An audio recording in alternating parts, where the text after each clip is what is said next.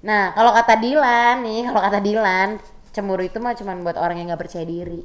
Susah juga nih, makanya pilihannya berat. Maksudnya secara kita nggak sadar Allah tuh cemburu tuh sama kita, karena kita prioritasin hal lain. Ngetes aja, ngetes.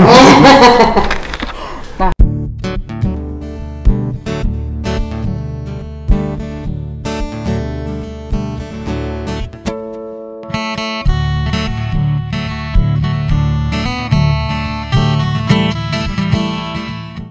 Shalom Sobat Muda.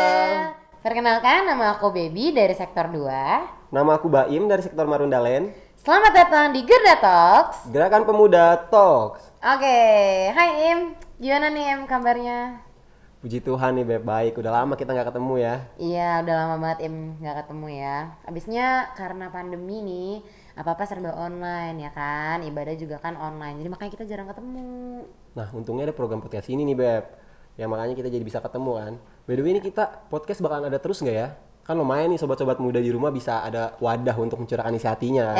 Tenang aja Im, karena podcast ini akan selalu ada setiap bulannya di minggu keempat jam 7 malam Im. Jadi buat sobat muda nih yang di rumah mau juga ngobrol-ngobrol kayak kita gini, bisa langsung aja hubungin ke pengurus GP masing-masing. Nah, untuk sobat muda kan juga sukanya ngobrol-ngobrol nih. Ini nih makin penasaran nih, judulnya bikin penasaran. Aku atau aku? Aku atau aku. Nah, penasaran gak tuh Im? Tapi sebelum kita lanjut bahas ke judulnya, nah Baby mau ngasih tau sesuatu nih Im. Jadi biar nanti di tengah jalan pas kita lagi bahas-bahas gak bingung. Apa tuh Beb? Baim ingat gak awal Juni kemarin tuh kita ada libur gitu kan? Tahu, Libur apa tahu. tuh? Bukannya libur aja Beb? Nah. Kan awal Mei kemarin juga libur. Iya sih libur juga. Tapi maksudnya kalau awal Mei kan liburnya libur hari buruh. Nah kalau kemarin apa tanggal bulan Juni kemarin awal Juni? Ayo. Apa ya Beb ya? Baim ini kurang baca nih. Sobat muda di rumah juga perbanyak baca ya. Ini kayak Baim nih lu. Dia tuh jarang baca nih, ketahuan banget. Nah jadi tuh kemarin tanggal 1 kita tuh memperingati hari lahirnya Pancasila Im. Tadi itu maksudnya Beb? Serius? Nah, alasan aja nih Mbak Im nih. Tapi udah tahu belum Im apa hubungannya sama pembahasan kita hari ini?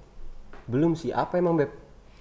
Nah jadi tuh hubungannya sama pembahasan kita hari ini adalah, kan Mbak Im tahu kan kalau terbentuknya suatu negara itu harus punya undang-undang kan Im. Kayak contohnya di Indonesia nih, kan ada Pancasila, ada Undang-Undang 45 juga ya kan.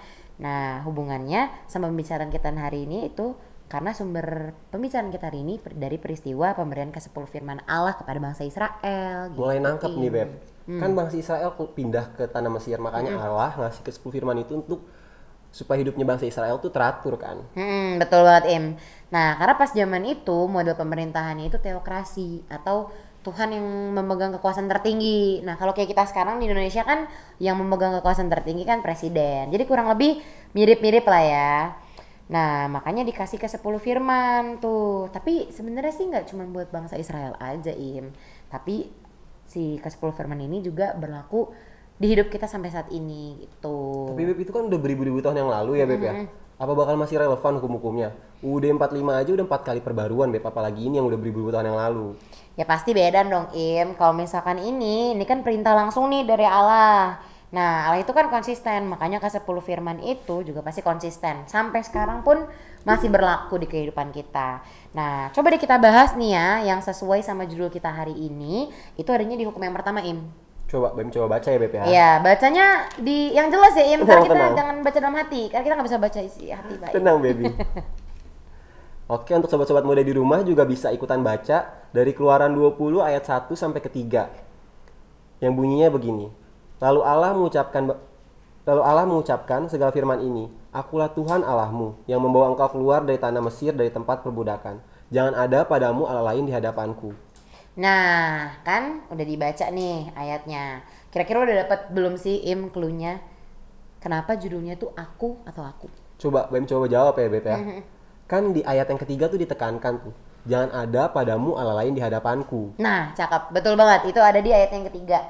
Nah kalau dipersingkat nih Im, Ya kak, kasarnya Allah tuh juga bisa cemburu kayak kita. Jadi nggak cuma manusia aja yang bisa cemburu. Nah dan memang cemburu itu memang salah satu sifatnya Allah. Cemburu yang kayak gimana sih Beb? Apa kayak ke pacar atau ke temen gitu? Oh ya beda dong. Kan kalau misalkan kita nih sebagai manusia cemburu, itu kan karena kita tadinya memiliki terus kita kehilangan. Nah, kalau kata Dilan, cemburu itu mah cuma buat orang yang nggak percaya diri gitu, Nah, terus cemburunya Allah juga beda, Kalau cemburunya Allah itu bukan atas dasar ego kayak kita manusia, tapi atas dasar kasih.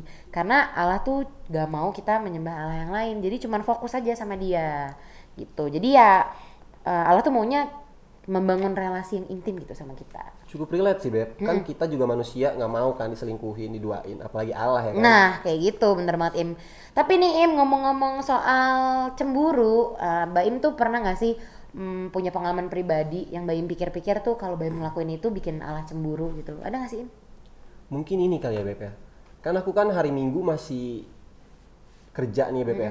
Kadang-kadang aku kerja pagi, nah aku tuh suka mendahulukan kerja dulu baru ke gereja, meskipun tetap ke gereja sore. Tapi itu kerja dulu Beb. Itu Allah cemburu nggak kira-kira? Menurut Baby gimana? Ya kalau menurut Baby sih tuh jelas sih, pasti bikin Allah cemburu ya kan, tanpa kita sadarin. Mungkin sobat muda di rumah juga merasakan hal-hal yang sama kayak Baim. Kayak di hari Minggu tuh harusnya kan kita fokus ibadah aja gitu ya, cuman ternyata harus ada hal lain dulu yang dilakuin di hari Minggu itu, makanya kita memprioritaskan hal lain. Nah menurut Baby sih itu pasti sih, maksudnya secara kita nggak sadar Allah tuh cemburu tuh sama kita karena kita prioritasin hal lain, apalagi kayak Mbak Im kan harus kerja gitu ya ya. Bener Beb, makin jadi penasaran nih sama ayat yang pertama ini. Oh tenang aja, karena kalau misalkan kita berdua doang nih yang ngobrolin, kita kayaknya muter-muter situ-situ aja Gak bakalan akan pusing. ketemu ya Beb. Iya nggak akan ketemu kan jawabannya. Gak akan ketemu. Makanya kita ngundang narasumber yang bakal nemenin kita ngobrol dan kita sama-sama cari jawabannya nih. Wah, boleh dikenalin nggak narasumber kita kali ini Beb sekalian? Boleh Diundang banget narasumber dong. kita kali ini di Tanpa sini. berlama-lama lagi kita sambut Ibu Pendeta Febriola Waluyo Pirit selaku Pendeta Jemaat di GPIB Petra Jakarta Utara. Shalom Ibu. Shalom Ibu. Mbak Im dan Baby. Terima kasih Ibu udah bergabung bareng sama Baby sama Mbak Im dan sudah menyempatkan hadir juga di Garuda Talks, Gerakan Pemuda Talks Ibu.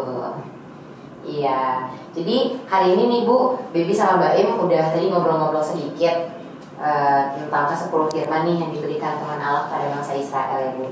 Khusus hari ini nih Bu, kita belajar tentang latar belakangnya dulu, tentang ke-10 firman ini sama hukum yang pertama Bu.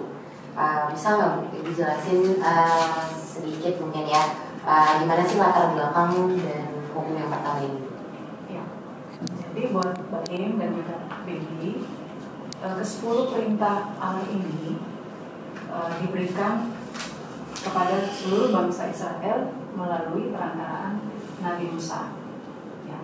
Jadi ke dalam kitab Kejadian, ketika Yusuf masih menjadi penguasa di Mesir dan kemudian ia membawa seluruh keluarganya, bapaknya Yakub dan semua saudara-saudaranya tinggal di Mesir, dan kemudian sejak saat itu bangsa Israel bertambah banyak di Mesir. Tetapi ketika setelah zaman Yusuf berakhir dan kemudian raja-raja Mesir semakin bertambah banyak dan mereka memerintah, mereka tidak lagi mengenal Yusuf. Dan kemudian raja-raja Mesir di sini melihat bahwa sepertinya bangsa Israel di Mesir ini bertambah banyak dan mereka bisa saja menjadi ancaman bagi kerajaan Mesir. Dan kemudian orang-orang Israel justru menjadi budak bagi Mesir. Nah, kemudian Allah melalui Nabi Musa kemudian membawa bangsa Israel keluar dari Mesir. Ketika bangsa Israel tiba di padang gurun Sinai, kemudian bangsa Israel ini diberikan ke-10 perintah Allah. Jadi ke-10 perintah Allah ini diberikan kepada bangsa Israel bertujuan agar bangsa Israel itu memiliki satu kehidupan yang kudus, satu kehidupan yang benar-benar berkenan di hadapan Allah sebelum bangsa Israel ini memasuki tanah perjanjian, yaitu Kanaan. ya, Kanaan. Jadi itulah yang menjadi tujuan diberikannya ke-10 perintah Allah ini kepada bangsa Israel, supaya bangsa Israel memiliki satu kehidupan yang benar-benar kudus sebelum mereka memasuki tanah perjanjian Kanaan. Oke, jadi gitu ya Bu ya, kurang lebih latar belakangnya karena bangsa Israel harus punya aturan juga ya Bu ya. Jadi sebelum mereka siap menghadapi kehidupan yang baru di tanah Kanaan, mereka harus punya aturan dari ke-10 firman itu Bu ya. Kalau menurut Ibu sendiri, kan ke-10 firman ini bermacam-macam. Ada nggak sih Bu spekulasi tersendiri dari bangsa Israel itu ketika Tuhan mengutus Musa untuk membuat ke-10 firman itu? Ya, jadi pada dasarnya Bibi dan juga Baim dan pemudi GP Ibu Petra, bahwa ke-10 perintah Tuhan ini dimaksudkan agar bangsa Israel itu memiliki satu ikatan dengan Allah. Jadi harapannya adalah ketika bangsa Israel telah diselamatkan, dibebaskan dari perbudakan Mesir, maka bangsa Israel ini harus memegang janji. Harus memegang janji, dan janji Allah itu harus mereka nyatakan dengan melakukan ke-10 firman Allah itu, atau ke-10 firman Allah. Dan itu harus mereka lakukan sebagai bentuk bahwa mereka telah menjadi umat Allah, bahwa mereka telah dibebaskan dari perbudakan Mesir. Jadi berarti secara langsung 10 firman itu harus mereka lakukan sebagai bukti tanda syukur mereka ya Bu ya, sudah dibebaskan dari tanah Mesir. Oke, karena hari ini kita khusus bahas hukum yang pertama ya Bu ya. Iya, jadi mungkin Ibu bisa juga jelasin mengenai hukum yang pertama. Hukum yang pertama dibacain boleh mungkin diulang. Hukum yang pertama, jangan ada hal lain di hadapanku. Ya, jangan ada padamu hal lain di hadapanku. Nah, itu ya Bu ya. Jadi gimana tuh? Nah, ke-10 hukum Tuhan ini buat Bibi dan juga Baim. Tapi saya mau tanya dulu, terdapat di kitab apa ya? Di kitab Keluaran. Ya. Jadi dalam kitab Keluaran pasal 20. Oke. Nah, kitab Keluaran pasal 20 berisi tentang ke-10 perintah Allah. Ya. Dan satu perintah yang pertama tadi yang sudah dibacakan oleh Baim, bahwa jangan ada padamu Allah lain di hadapanku. Jadi ku ini adalah ku besar, ya. Jadi bukan ku kecil. Kalau ku besar itu menuju kepada Tuhan ya, kepada Allah. Kalau ku kecil berarti menuju kepada kita manusia. Ya. Jadi karena tadi di awal saya katakan bahwa ke-10 perintah Allah ini diberikan kepada bangsa Israel supaya bangsa Israel memiliki kehidupan yang kudus, kehidupan yang murni, kehidupan yang benar, kehidupan yang berkenan di hadapan Allah sebelum mereka masuk ke tanah perjanjian Kanaan. Nah, di hukum yang pertama atau perintah Allah yang pertama ini mengharuskan bangsa Israel supaya tidak lagi menyembah, tidak lagi beribadah, memuja kepada Allah lain. Jadi Allah ini bukan lagi huruf besar tetapi huruf kecil, Allah lain. Artinya dewa-dewi, patung-patung. Kenapa begitu? Karena pola hidup seperti itu yang mereka jalani ketika mereka ada di Mesir. Ya. Nah, Bibi dan Baim dan juga rekan-rekan pemuda, berapa tahun sih bangsa Israel ada di Mesir? Agak lupa nih Baim mungkin kok. Ya. Nah, dalam kitab Kejadian pasal 12 ayat 40 di situ dikatakan bahwa selama 430 tahun, berapa abad tuh? 4,3 abad berarti ya. Pokoknya lama ya. Jadi karena udah terlalu lama, secara 430 tahun, otomatis kehidupan dan budaya Mesir akhirnya dilakukan juga oleh orang-orang Israel. Salah satunya adalah menyembah patung-patung, menyembah dewa dan dewi orang Mesir. Karena itu di hukum yang pertama ini, sebelum hukum-hukum yang lain, ya, hukum yang pertama ini menunjukkan bahwa bangsa Israel tidak boleh menyembah lagi. Bangsa Israel tidak boleh lagi beribadah kepada patung-patung dan dewa-dewi sebagaimana yang sebelumnya di Mesir mereka menyembah, mereka memuja dan beribadah kepada mereka, ya, pada dewa-dewi atau patung-patung ini. Jadi buat Billy dan Baim, kalau kita lihat nih urutan dari perintah pertama sampai dengan keempat, itu merupakan iman, kasih, kesetiaan bangsa Israel kepada Allah. Ya, jadi rekan-rekan pemuda yang ada di rumah juga, perintah pertama sampai perintah keempat itu bagaimana relasi kita dengan Tuhan. Ya. Tapi kalau perintah kelima sampai 10 itu kepada sesama ya Bu ya. Ya, jadi seperti tanda salib ya, ada vertikal, ada juga horizontal. Jadi gambaran awalnya seperti itu buat Baim dan Dewi.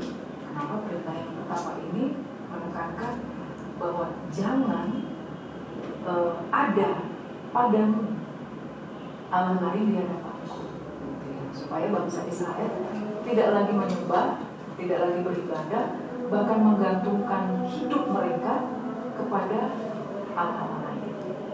Oke nih Bu, makasih atas jawabannya ya Bu ya. Ini juga ada tipe pertanyaan nih Bu dari anak teman-teman GP di rumah yang kita bahas hari ini. Pertanyaannya dari Stanisya sektor 8.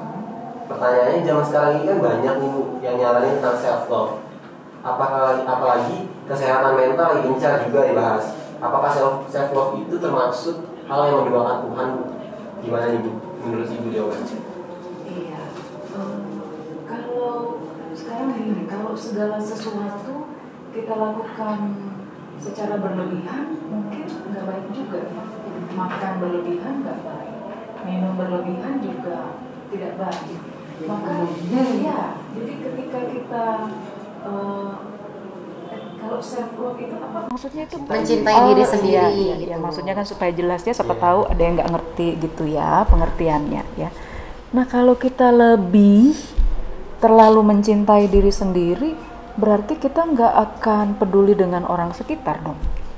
Dan itu juga tidak baik. Secara manusia itu kan manusia yang punya yang adalah makhluk sosial, bahwa dia tidak bisa hidup sendiri. Nah, ketika manusia itu lebih peduli dengan dirinya sendiri, lebih mementingkan dirinya sendiri, lebih mengasihi dirinya sendiri, berarti besar kemungkinan dia tidak akan peduli dengan orang lain. Ya. Sehingga kalau kita melihat tadi, saya sudah katakan bahwa hukum yang pertama sampai keempat relasi kita dengan Tuhan. Lalu hukum yang kelima sampai dengan ke-10 relasi kita dengan sesama. Berarti kita hanya fokus ke diri kita sendiri dong. Dan itu sangat tidak baik ya. Bahwa kita nggak bisa menjalani kehidupan kita juga untuk orang lain. Ya, menyenangkan orang lain. Bahkan yang paling istimewa menjadi berkat untuk orang lain. Kalau kita lebih mencintai diri sendiri, kita nggak bisa jadi berkat buat orang lain. Jatuhnya egois ya Bu ya. Ya, Kalau betul mencintai diri sendiri akhirnya kita jadi lupa ya sama-sama.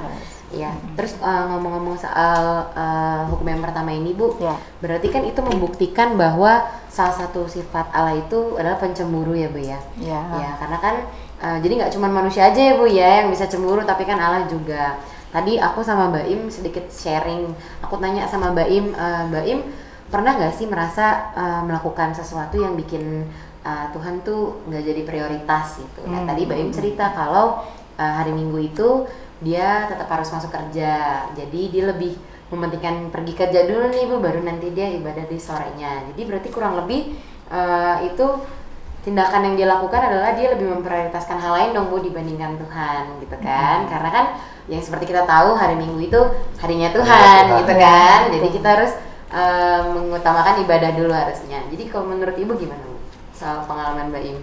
Ya, nah ini menarik ya, karena itu juga yang sering dialami oleh kita kaum muda ya.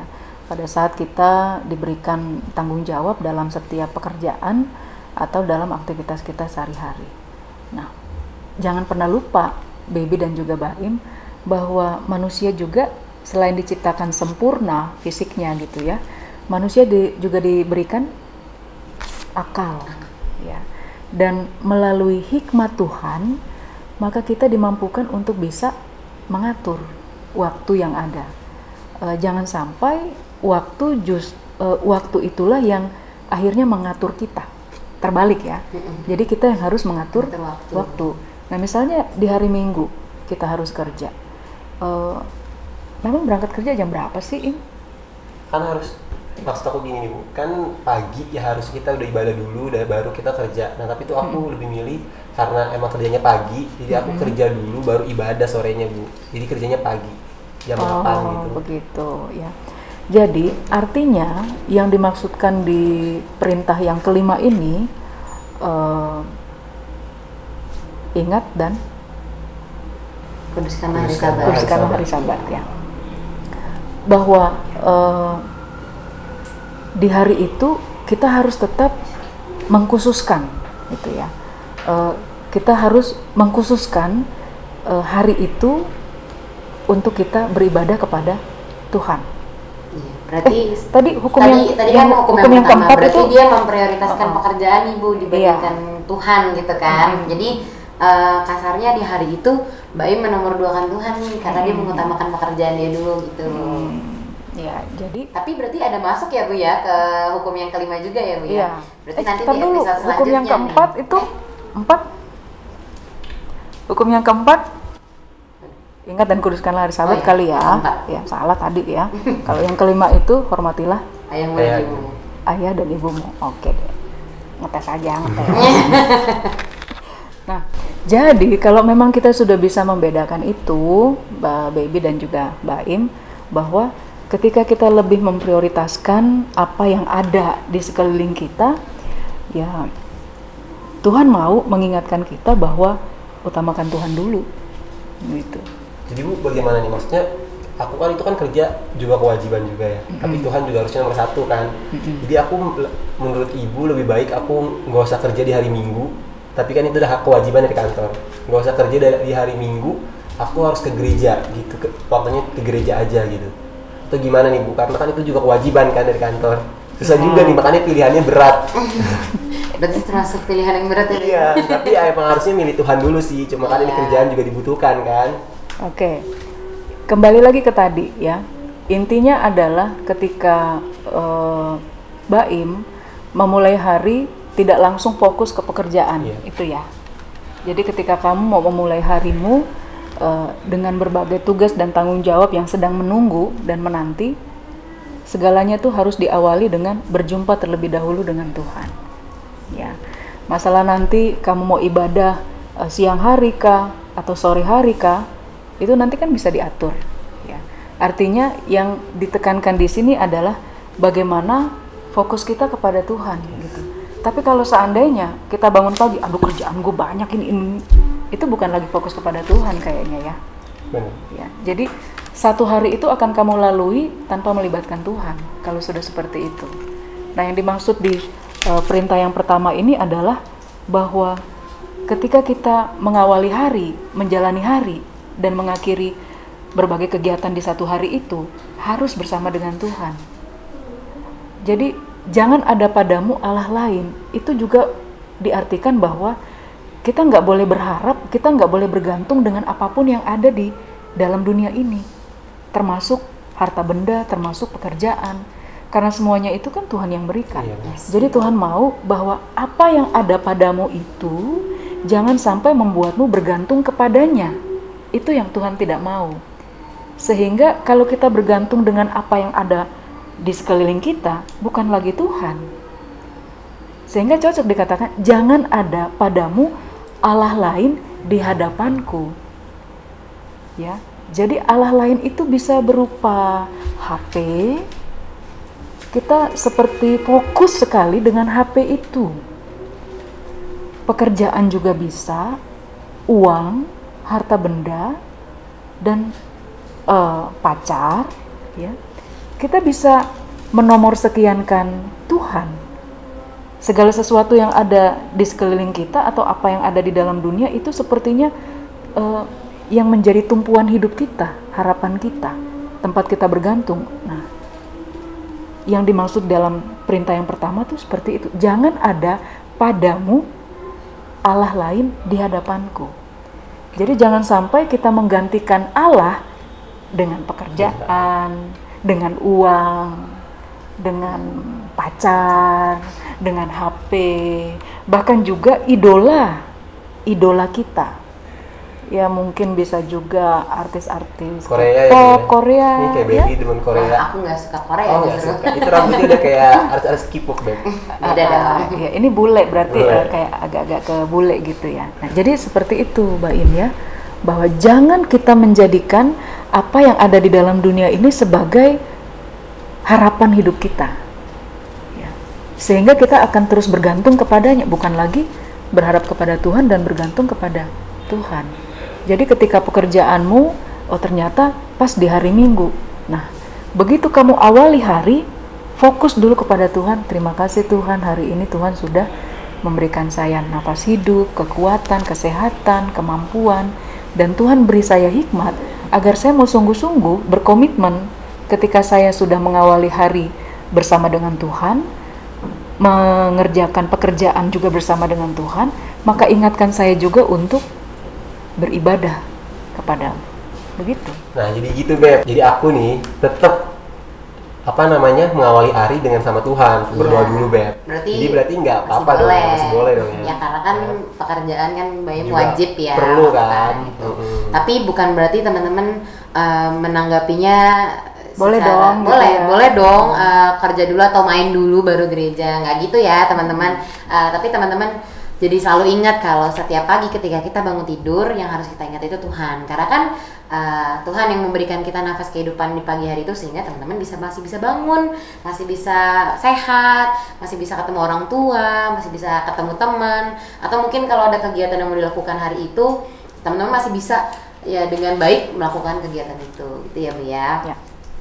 Oke, jadi gitu ya Bu ya penjelasannya. Pertanyaan selanjutnya nih, Beb. Nanti Pertanyaan bakal ada selanjutnya. pertanyaan dari teman-teman GP juga nih Bu. Boleh.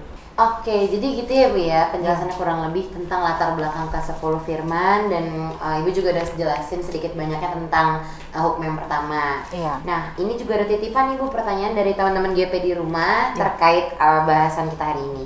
Ini yang pertama ada dari Rio, sektor 10. Pertanyaannya, Bu, saya mau tanya, anak-anak muda sekarang banyak yang ngikutin ramalan zodiak atau horoskop karena beberapa ramalannya memang benar sih, tapi walaupun kita percaya horoskop, kita tetap gereja kok. Nah, itu termasuk menduakan Allah nggak? Terima kasih Bu. Iya. Nah, yang saya dengar tadi kita percaya apa tadi? Horoskop. itu ya? Horoskop, ramalan zodiak. Nah, kalau hanya sekedar iseng-iseng atau asik-asik aja gitu ya, kayaknya nggak masalah sih.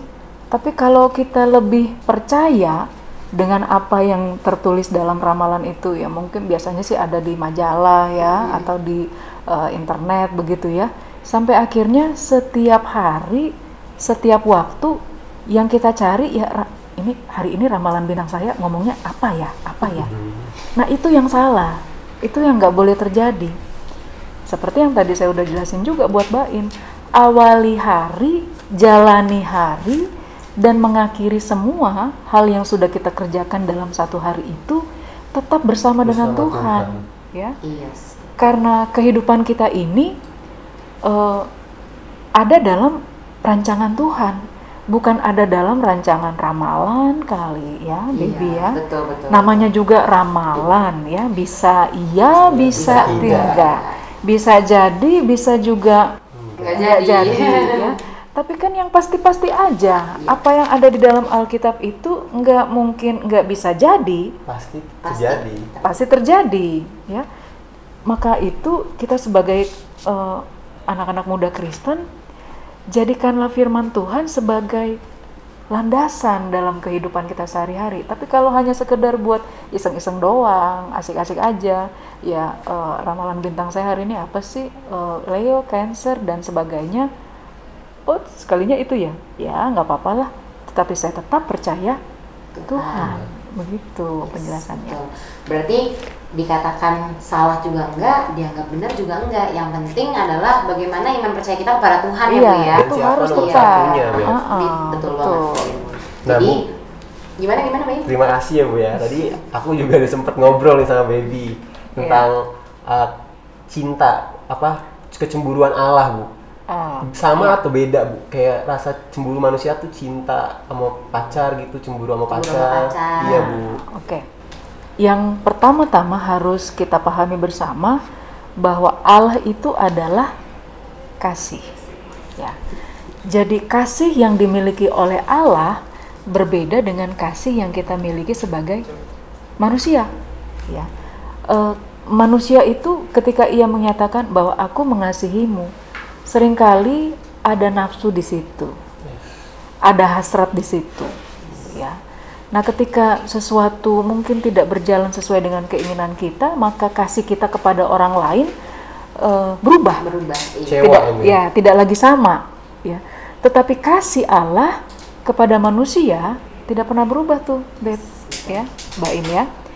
Nah, yang dimaksud juga ketika Allah itu dikatakan Allah yang cemburu adalah ketika manusia lebih mengasihi apa yang ada di dalam dunia.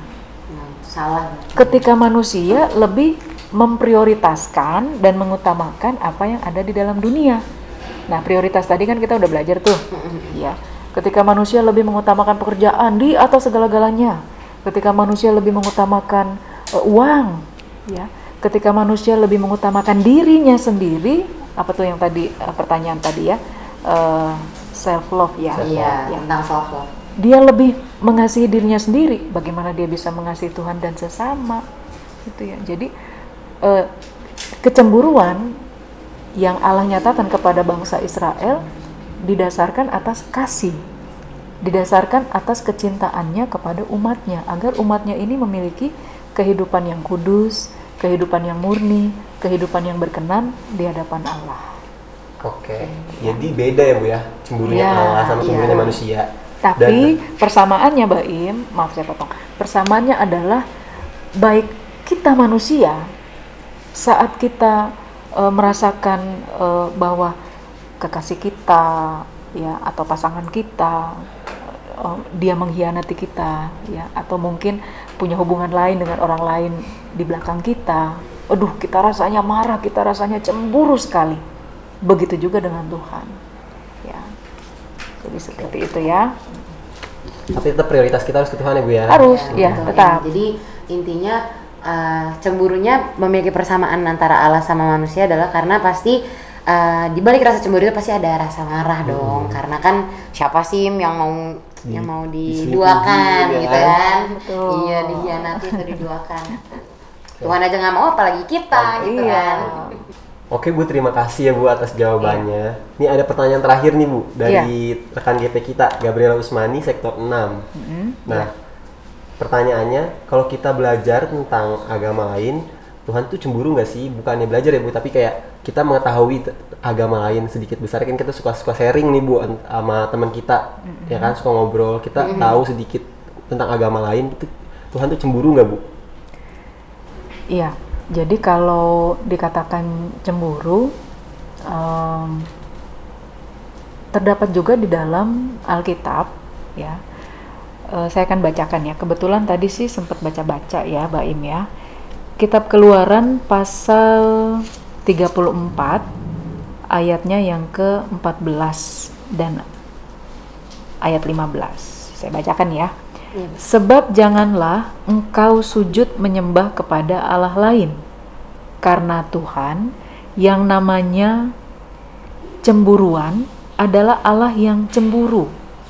Janganlah engkau sampai mengadakan perjanjian dengan penduduk negeri itu apabila mereka berzina dengan mengikuti Allah mereka dan mempersembahkan korban kepada Allah mereka.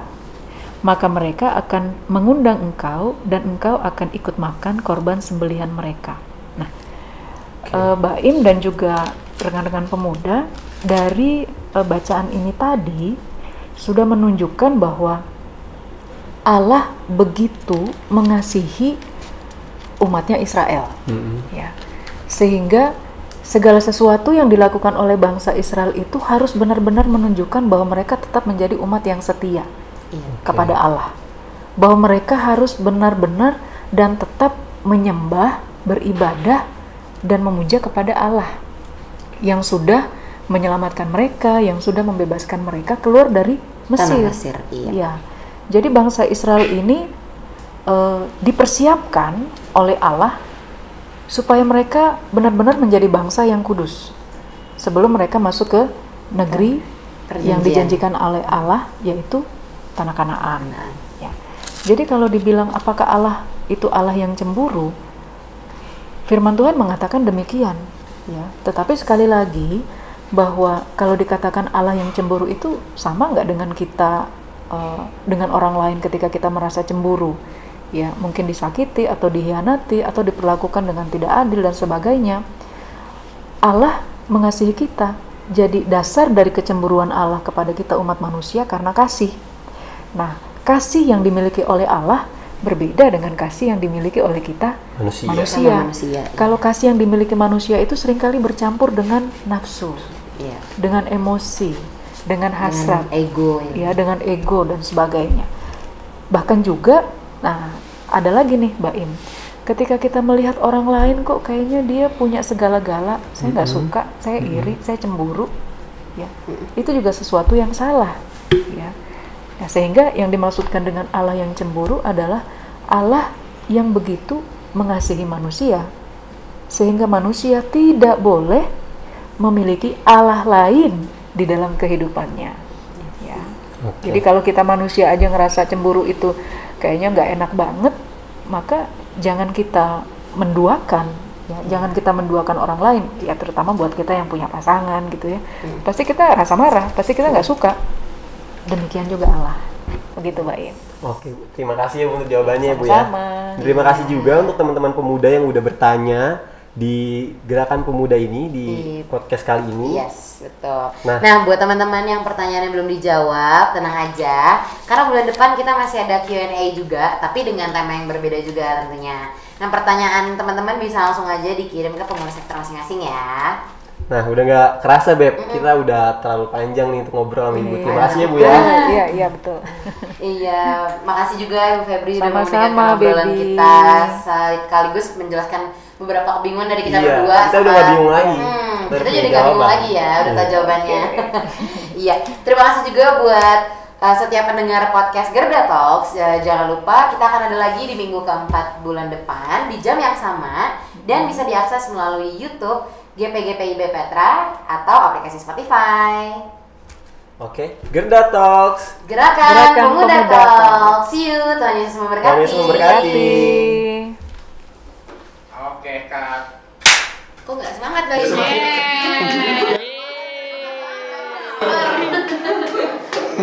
Kita juga ya. Jadi kita